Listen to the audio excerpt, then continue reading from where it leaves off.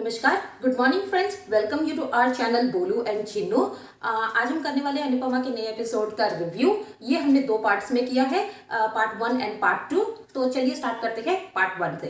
तो कल के एपिसोड में हमने देखा कि वनराज पीछे आ गए थे और ये डिस्कशन घर में चल रही थी काव्या और अनुपमा के बीच में। पर इससे पहले कि वो कुछ बोल पाते, बापूजी आ गए और बहुत ही कड़े शब्दों में उन्होंने वनराज को ये क्लियर कर दिया कि इसके आगे अगर तुम्हें कोई भी हेल्प करनी है अपने बच्चों के लिए तो पहले काव्या से जरूर पूछ लो, उनकी परमिशन ले लो, क्योंकि वो नहीं चाहते कि काव्या घर में आके उनके साथ कोई भी तमाशा करे। वो ये भी कहते हैं कि बाहर जाने लायक तो वनराज ने उन्हें छोड़ा ही नहीं, तो कम से कम घर में तो शांति से रहने दे।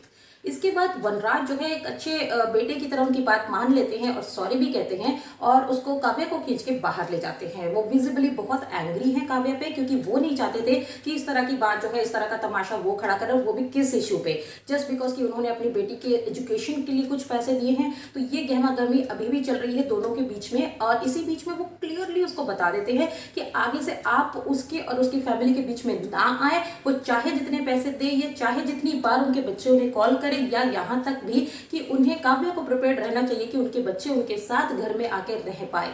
तो इस पे उसका कोई भी से नहीं होगा, काव्या कुछ भी नहीं बोल सकती, क्योंकि वनराज के लिए उनके माँ बाप जो हैं वो उनकी जान, उनके भगवान है, और उनके बच्चे जो है उनकी जान है। तो ये बहुत ही मुझे अच्छा लगा स्टेप कि इनफैक्ट वो इतने दिनों से अपने परिवार से दूर हैं और काव्या के पास रह रहे हैं, पर फिर भी उनके दिल में अपने पेरेंट्स के लिए जो लव, अफेक्शन, रिस्पॉन्सिबिलिटी और अपने बच्चों के लिए जो सेंस ऑफ रिस्पॉन्सिबिलिटी है वो काबिल तारीफ है।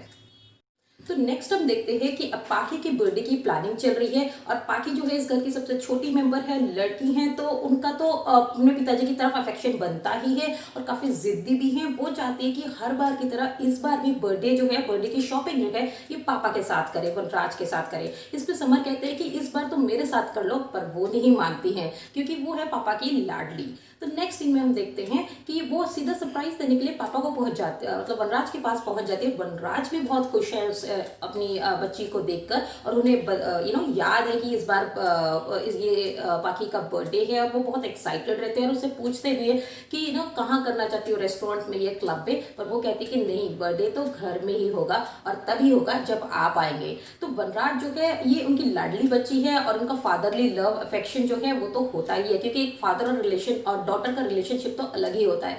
तो इस तरह से ये एपिसोड चलता है, और इधर हम देखते हैं कि अनुपमा घर में है, वो घर में ही पार्टी की प्रिपरेशन कर रही है। वो कहती है कि गुजराती खाने के साथ साथ थोड़ा पिज्जा, बर्गर ये सब भी होना चाहिए, क्योंकि आजकल के यंगस्टर्स को यही तो पसंद है।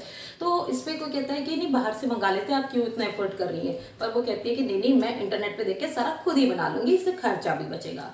तो ये है हमारी पार्ट 1 की एंडिंग। अगर आपको पार्ट 2 देखना है तो आप यहाँ भी देख सकते हैं, और डिस्क्रिप्शन बॉक्स में भी आपको लिंक मिल जाएगा। So thank you for watching with this far. Have a great day. Please watch the next episode. नमस्कार।